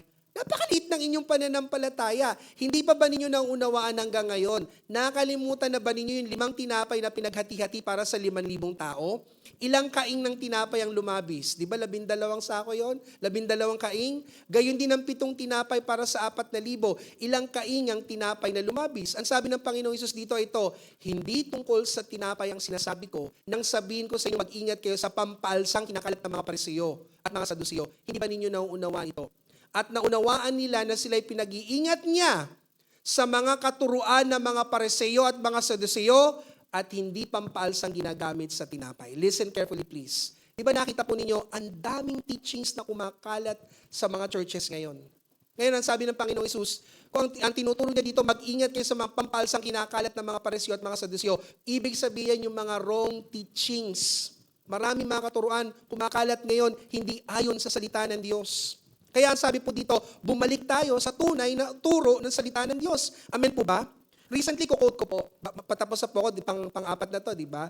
Last na po Ditong recently po, nag-hold po ng isang seminar sila Pastor Joshua ng Filipino Anabaptist Network. Naging pag-aaral ay tungkol sa church discipline. Alam niyo ho, kung ano isang pinakamagandang paraan kung paanong madisiplina ng tamang tunay na iglesia. Alam niyo kung ano yung number 1 na ruling? The number 1 ruling is this: preach the word of God correctly and you do not need discipline in the church. Bakit? Yung tamang katuruan ang nagpapabago sa buhay ng mga tao. Can I hear an amen? Kaya sabi po dito, bumalik tayo sa katotohanan ng salita ng Diyos. Hindi kung ano yung uso, nakikiuso ang church. Amen po ba? Hindi ho yung dapat ang itinuturo yung hindi nagbabagong salita sa pabago-bagong panahon. Yun dapat ang ginagawang pag-aaral ng salita ng Diyos. Can I hear an amen? Pwede ba natin palakpakan ng Panginoon yung malakas sa palakpak sa Diyos na buhay? Sabi po dito ng Panginoong Hesus, mag-ingat kayo dun sa mga katurang pinapakalat ng mga Pariseo at mga Saduseo. Bakit? Yung mga turo na lumalabis sa ayon sa nasusulat, yun ang nagpapahiwalay pa sa atin, nagpapalayo sa atin sa salita ng Diyos at sa katotohanan ng salita ng Diyos. Amen? Ano nga ba sinasabi? Huwag kayong gagawa ng higit sa nasusulat. Kung ano lang ang nakatala, yun lang dapat ang ginagawa. At ang panuntunan palagi ay dapat nasa salita ng Diyos. Can I hear an amen? Kaya pag meron ako kayong narinig na kakaibang turo, pag sinabi ko na bumili kayo ng panyo para kayo magkaroon ng pagpapala, aba, iba na yan. Oh. Pwede niyo na akong harapin at sabihin, ano yung nakain mo? Dapat, ang salita ng Diyos lang ang tinuturo at walang iba. That is what it means to be a radical community. Sa pagpapatuloy po natin dito sa Luke chapter 9, sabi po dito, itinipon ni Jesus ang 12 at binigyan sila ng kapangyarihan at karapatang magpalaya sa mga demonyo at magpagaling ng mga may sakit. Isinugo sila ni Jesus upang ano? Upang mangaral tungkol sa kaharian ng Diyos at upang magpagaling ng mga may sakit. Sila'y pinagbilinan niya, huwag kayong magbabaon ng anuman sa inyong paglalakbay kahit tungkod, balutan, tinapay, salapi o bihisan man. Makituloy kayo sa sino mang tumanggap sa inyo at manatili kayo sa bahay nito hanggang sa pag-alis niyo sa bayang iyon. Kung hindi naman kayo tanggapin ng mga tao sa isang bayan, umalis kayo roon at ipagpag ninyo ang alikabok sa inyong mga paa bilang babala sa kanila. Kaya't humayo ang mga alagad at pumunta sa mga nayon. Ano pong ginawa mga kapatid? Ipinangaral nila ang alin? At pinagaling ang mga may sakit sa lahat ng dako. Ano po nakita natin dito? What went along? The preaching of the word and signs and wonders followed. Why? When people hear the word of God, they have faith. And when they have faith, nothing is impossible with God. Can I hear an amen? That is the church, nothing more, nothing less. The church is not a corporation. The church is not an NGO. The church is nothing like this world. The church should belong to God alone. Can I hear an amen? Hindi ang panukala ng pastor, hindi yung education ng elders, hindi yung gusto ng board, hindi yung pasya ng pinakamalaking title ang nasusunod sa loob ng simbahan. Ang tanging nasusunod sa tunay na iglesia ay ang panukala ng Diyos at ang kanyang kalooban. That is what it means to be a radical community. Can I hear an amen? So what the Word of God says, that's it. Nothing more, nothing less. And lastly, for this morning, though hindi ito kasama doon sa ating pag-aaral, if you want to be a Christian, well, you be the change you want to be. Amen po ba? Alam na ho natin to at hindi ko na ho kailangang i-expound dito. Ano sabi sa ikalawang Korinto 5:17? Kaya't kung nakipag-isa na kay Kristo ang isang tao, isa na siyang alin? Isa na siyang ano? Bagong nilalang. Ano ulit ang sabi ba sa mga kapatid? Wala nang dati niyang sa halip ito'y amen. Sana, pag nagpa-survey ako ng mga mahal nyo sa buhay, kumusta si Joanne? Simula nang umaten sa CJLS, ay naku, lalong naging walang niya. Ay, sorry. Kumusta si Brother Boy? Simula nang umaten sa, naku, lalong naging tambutyong bunganga. Sana, nawa, sa inyong pagdalo sa loob ng gawain natin, nawa nababago kayo. Hindi man biglaan, pero nawa, may nababago sa atin. Amen po ba? Kung dati madamot tayo, hindi na tayo dapat madamot. Ang mga tunay na Kristiyano bukas, palad. Ang mga tunay na Kristiyano, hindi pinagpapasensyahan. Sila lang marunong magpasensya. Aray, nako. Ang mga tunay na Kristiyano, dapat marunong magpatawad. Hindi yung lagi na lang tumatawad. Diba? Tuloy naman, kapag kaya ng bilhin sa tamang presyo, huwag niya kayong tawad ng tawad. Minsan wala nang tinutubot, tinatawaran niya pa. Ang tunay na Kristiyano, binabago at nababago at napalitan na ng bago ang dati nilang pagkatao. Can I hear an amen? Tingnan niyo ulit yung katabi niyo. Sabi, kumusta ka naman? Kumusta kayo? Oo. Kumusta ba naman si Kuya Boy? Kumusta tayo mga kapatid? Kaya mas maganda, suriin natin ang ating mga sarili. At ito sasabihin ko sa inyo, tapos na tayo. Hindi ko kayo bibigyan ng false hope. I would rather that you challenge yourself if you are in the faith, because if not, then we have a problem. Again, sinasabi ko po, paano nyo masasabing matatag ang pundasyon? Pag nauga. At sa pagkakauga nito, hindi bumibigay. Diba? Kung minsan, pinapadaan tayo ng Panginoon sa mga yugto ng ating buhay upang subukin ang ating pananampalataya. Naway, masumpungan tayo na tunay at totoo sa ating buhay Kristiyano. Amen po ba? Hindi yung Kristiyano lang pag nasa simbahan, pero pag uwi, mula Lunes hanggang Sabado, masama naman. Nawa, nagpapatuloy tayo. Palakpakan po natin ang Panginoon sa umaga pong ito. Gusto ko pong tapusin. Sabi po dito, ulitin ko para screenshot niyo lang. What does it mean to be a Christian today? Imitate Christ. Have a spirituality of discipleship, to follow a suffering Christ, to be radical community, and be the change you want to be. Gusto ko pong tapusin ito sa pamamagitan po ng isang maliit na poem. At sana ho, ma-appreciate po ninyo itong poem na to as we end this morning sermon. Sabi po dito, when I first met Christ, it seemed as though life was rather like a bike ride. But it was a tandem bike. Alam niyo yung tandem bike? Nasubukan niyo na yung dalawa kayo doon sa bike na yon. And I noticed that Christ was in the back helping me pedal. I don't know just when it was that He suggested we change places. But life has not been the same since. When I had control, I knew the way. It was rather boring, but predictable. It was the shortest distance between 2 points. But when He took the lead, He knew delightful long cuts, up mountains and through rocky places at breakneck speeds. It was all I could do to hang on. Even though it looked like madness, He said, pedal. I worried and was anxious and asked, where are you taking me? He laughed and didn't answer, and I started to learn to trust. I forgot my boring life and entered into the adventure. And when I'd say I'm scared, He'd lean back and touch my hand. He took me to people with gifts that I needed, gifts of healing, acceptance, and joy. He said, give the gifts away. They're extra baggage, too much weight. So I did. I gave them to the people we met. And I found that in giving, I received. And still our burden was light. I did not trust Him at first in control of my life. I thought He'd wreck it. But He knows bike secrets, knows how to make it bend and to take sharp corners, knows how to jump to clear high rocks, knows how to fly to shorten scary passages. And I'm learning to shut up and pedal in the strangest places. And I'm beginning to enjoy the view and the cool breeze on my face with my delightful constant companion, Jesus Christ. And when I'm sure I just can't do anymore, He just smiles and says, pedal. Amen ba mga kapatid? Padyak lang. Tuloy lang. Kasi alam niya yung direksyon na pupuntahan natin. Tama? Eh, hindi naman na tayo doon sa may harapan ng bike eh. Sino na naroon? Si Jesus. Ang sinasabi niya lang, padyak lang. Tuloy lang. Kahit anong hirap. Dahil siya naman talaga yung nagmamaneho ng buhay po natin. Amen ba mga kapatid? So we begin to put our trust in the Lord. If you are a true believer, I pray that it's not only true words, but it is a lived life. Isang buhay na patotoo. Ang isang tunay na Kristiyano. Tayo po lahat ay sandaling yumuko at pumikit. At sa ilang saglit po ng katahimikan, tanungin po natin ang ating mga sarili.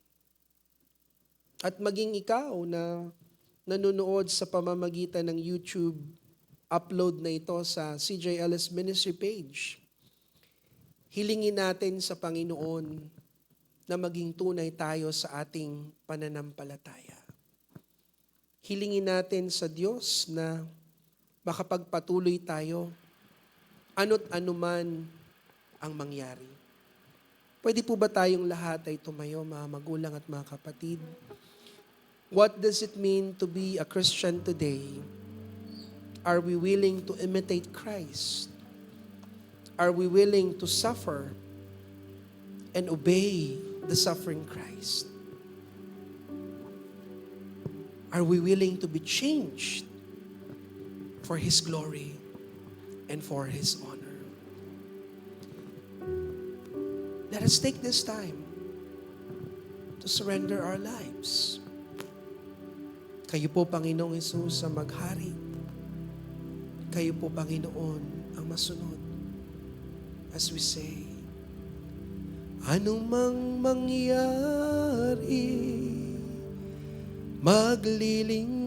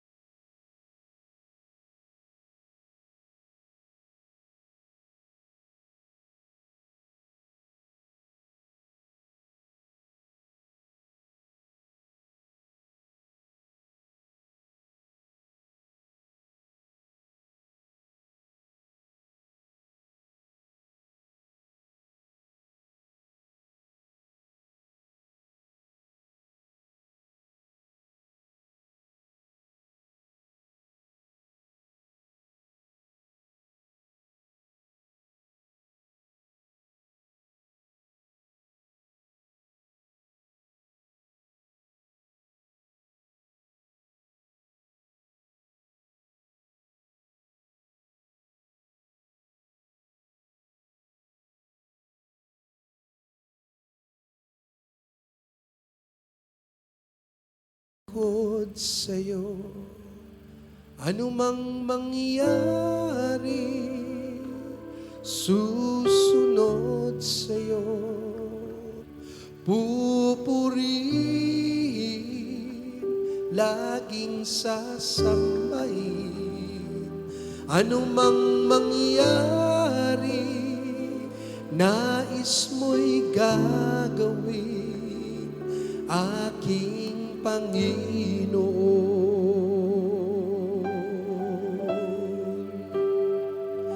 Ano mang mangyari, maglilingkod sa'yo. Ano mang mangyari, susunod sa'yo. Pupurihin, laging sasambahin. Ano mang mangyari, nais mo'y gagawin, aking Panginoon. Minsan pala na say to the Lord right now, ano mang mangyari, maglilingkod sa'yo. Ano mang mangyari, susunod sa'yo. Ika'y pupurihin, laging sasambahin.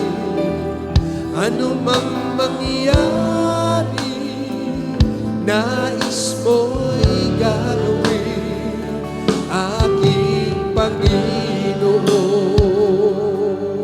Habang tumutugtog po ang mga instrumento sa umaga pong ito, kunin niyo po itong pagkakataong ito na manalangin. Kunin niyo po itong pagkakataon na ito, nakausapin niyo ang Panginoon. Kung kinakailangan, muli niyong isuko ang inyong buhay sa Kanya. Lumapit kayo sa Panginoon at sabihin, susunod po ako sa iyo, Panginoon. Handa po akong ibigay ang lahat sa akin sa iyo, sapagkat hiwalay at kawalay sa iyo, wala po akong magagawa. Magpasiyasat tayo sa Panginoon. Baka may kailangan tayong isuko. May kailangan tayong dalhin sa Kanyang paanan. Upang anuman ang mangyari, anumang sandali, maisuko natin sa Kanya ang ating buhay bilang isang buhay na hain.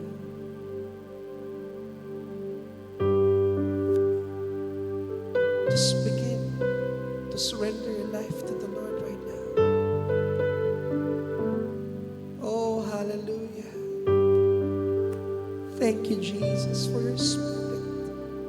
We can sense your Spirit right now. Nagmula sa'yo ang buhay kong ito.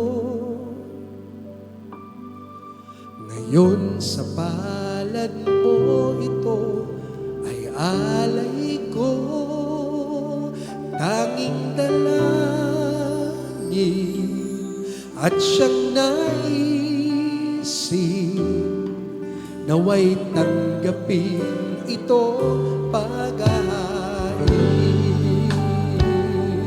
Lift up your hands. Once again, let's say to the Lord, nagmula sa'yo. Say, nagmula sa'yo ang buhay kong ito. Ngayon sa palad mo ito ay alay ko. Tanging dalangin at siyang naisip, naway tanggapin ito Now lift up your voice and lift up your hearts and say to the Lord right now, puso ko'y sa'yo, buhay ko'y handog, buhay ko'y handog. Noon ko at ngayon, bukas man alay ko. Sumusumpang ako'y iyo. Sa aking pagsunod sa landas mong laan, O Diyos. Sa aking pagsunod sa landas mong laan. Sing to the Lord right now.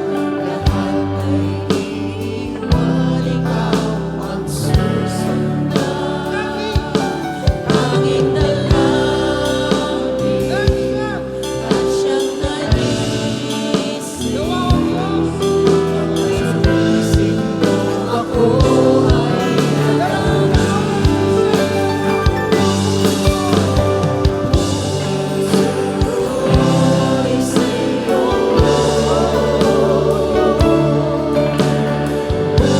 buhay ko'y handog. Noon ko at ngayon, Bukas may alay ko. Sumusumpang. sumpang ako. Let this the prayer of your heart. Sing to the Lord. Puso ko'y sa'yo. Puso ko'y sa'yo. Hallelujah. Buhay ko'y handog. Noon ko at ngayon, bukas may alay ko. Sumusumpang ako. Minsan pa, say to the Lord right now, puso ko'y sa'yo. Ang puso ko'y sa'yo. Hallelujah. Say to the Lord right now, with all your hearts, hallelujah. Noon ko at ngayon, Bukas may alay ko. kami sumusumpang ako. Sa pinakahuling pagkakataon, say to the Lord, puso ko'y sa'yo. Puso ko'y sa'yo. Buhay ko. Buhay ko'y handog. Noon ko at ngayon, bukas may alay ko. Sumusumpang ako'y iyo. Noon ko't ngayon, noon ko At ngayon, bukas may alay ko. sumusumpang ako, iyo. Sumusumpa kami. Sumusumpang ako, iyo. Diyos. Sumusumpang ako, iyo.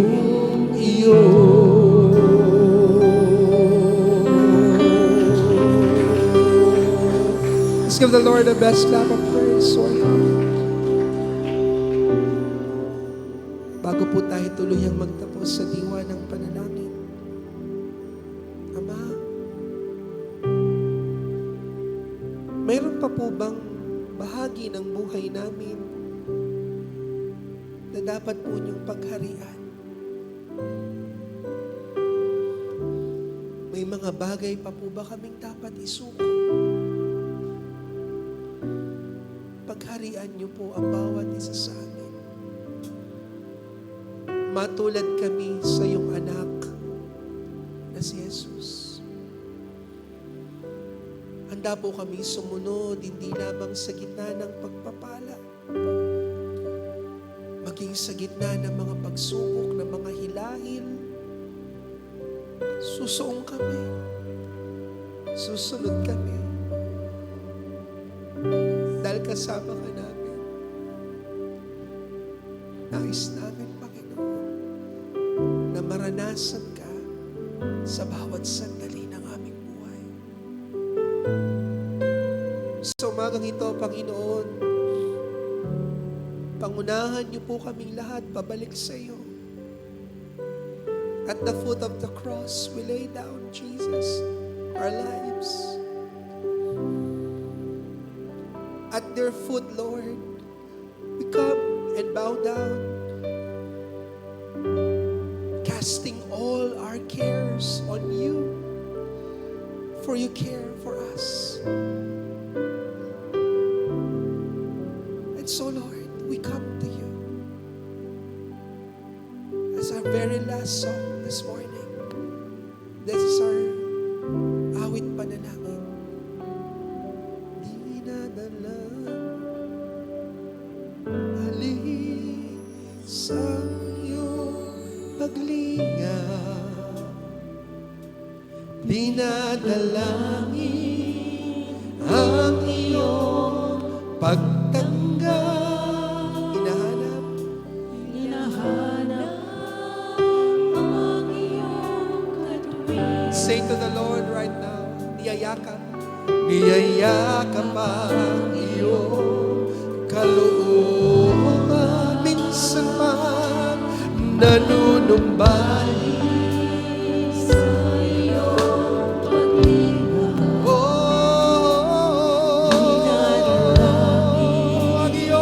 ang iyong pagtanggap. Hinahanap ang iyong katuwiran. Aming niyayakap po, Diyos. Niyayakap ang iyong kalooban. Kung kaya, O Diyos, maghari ka,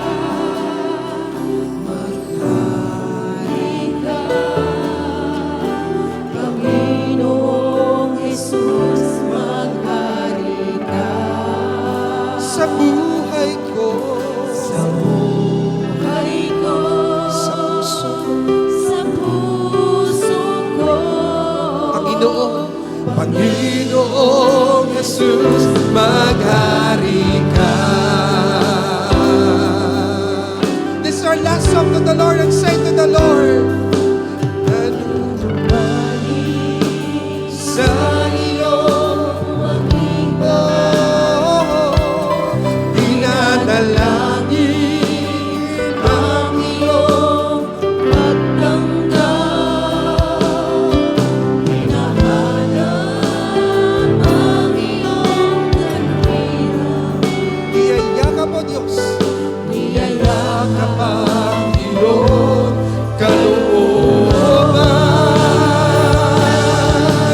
Maghari ka,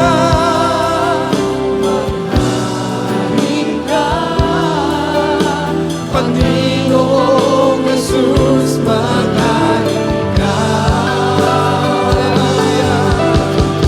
buhay ko, sa puso ko. Panginoong Jesus, maghari. Maghari ka, O Diyos, hallelujah, we say.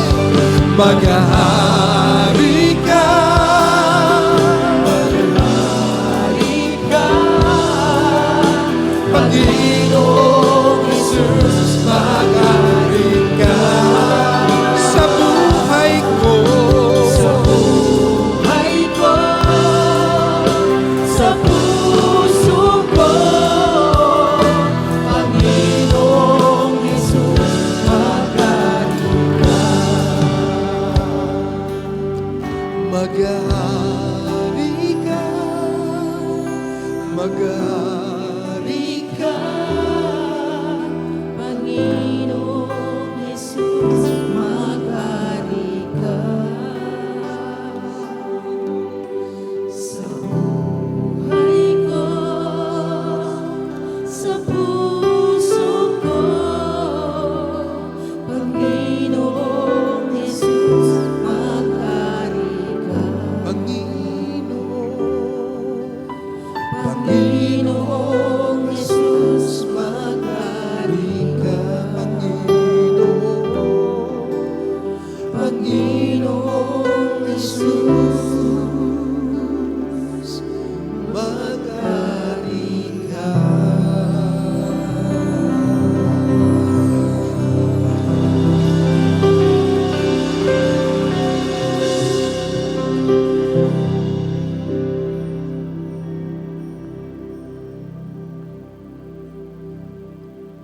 Just enjoy the presence of the Lord. It's touching your hearts right now. thank you, Lord, for your presence and for your love. Salamat po, Panginoon, sa umaga pong ito na kami inaanyayahan yung bumalik sa iyo. Kayo po ang aming dakilang Ama.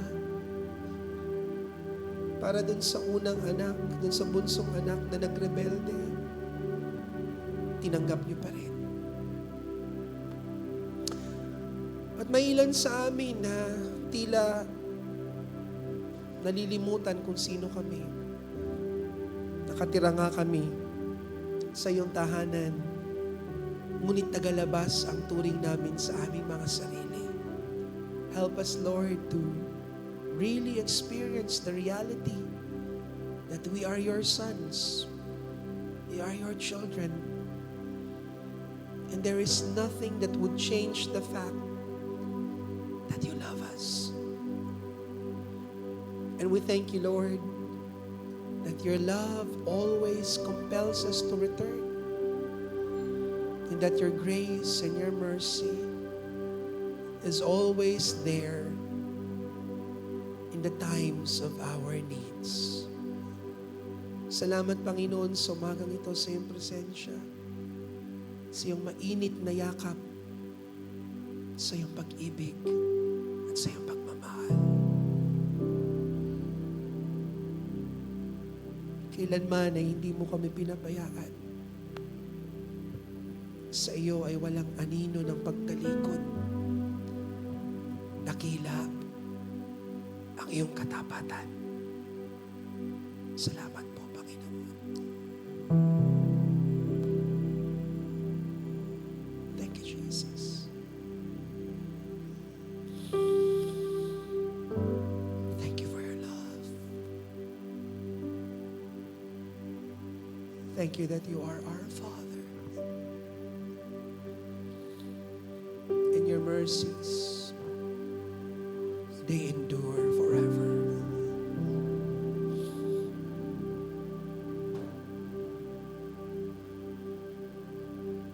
Thank you, Jesus. Luwalhati papurihan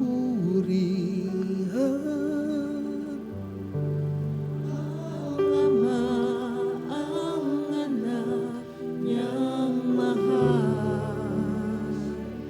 at ang Espiritong Banal magpakailanman purihin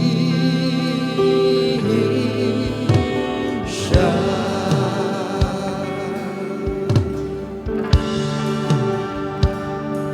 Luwalhati papurihan ang Ama ang anak niyang mahal at ang Espiritong Banal magpakailanman sa pinangangaling pagkakataon, ibigay natin ang ating pagsamba at pagpupuri.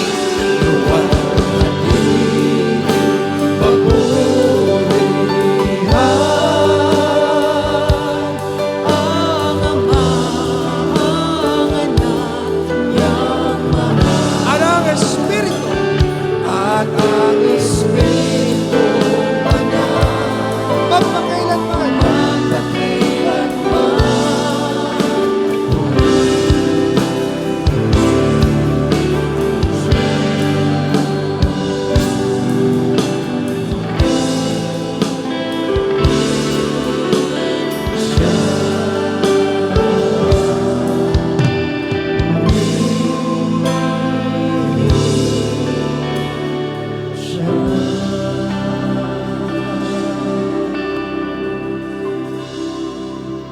Yes, Lord.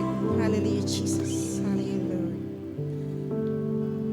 Mula sa kaibuturan ng aming puso, aming Diyos, maraming salamat po sa presensya niyo sa umagang ito, Panginoon.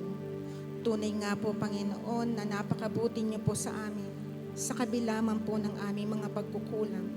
sa kabila man po ng aming mga pagkakamali. Patuloy po na nandyan kayo, patuloy na tinatama niyo po kami, Panginoon. Mula sa pag-awit pa lamang po namin, mula sa panalangin, ay tunay nga po ang presensya niyo ay nararanasan po namin, Panginoon. Salamat, O Diyos, sa inyong mga salita, Panginoon. Nawa itong mga salitang ito ay tumimo sa aming puso't isipan na nagtuturo, nagpapaalala at nagpapatatag sa aming mga pananampalataya, Panginoon. Kagaya, O Diyos, ng aming napakinggan ng inyong mga salita, be with Christ-likeness, Panginoon. Makita po ito sa aming mga kilos, makita ito sa aming mga gawa, Panginoon.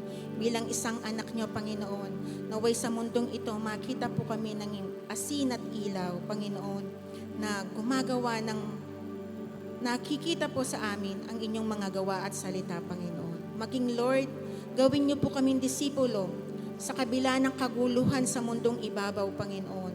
Gawin niyo rin po kaming ilaw at asin, maghari, Panginoon, makita sa amin ang mga kilos, gawa, Panginoon, O Diyos. Ganon din po sa radical na community, Panginoon. Tulungan niyo po kami, bagamat marami pong lumalabas na mga bulaang propeta sa mundong ibabaw, Panginoon. Naway, ang inyong mga salita ang makita po namin. Huwag niyong hayaan, Panginoon, na lumiko po ang aming landas. Andito na po kami, Lord. Maghahari po ang mga kasamaan dito sa mundong ibabaw. Pero Lord, huwag niyo po kaming bitawan, Panginoon. Hawakan niyo pa po kami ng mahigpit, O God.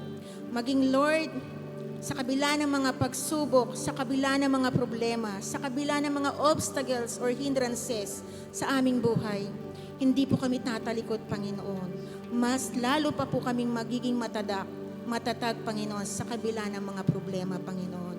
Dahil naniniwala po kami, hindi niyo po kami pababayaan o hindi niyo rin po kami iiwan, Panginoon.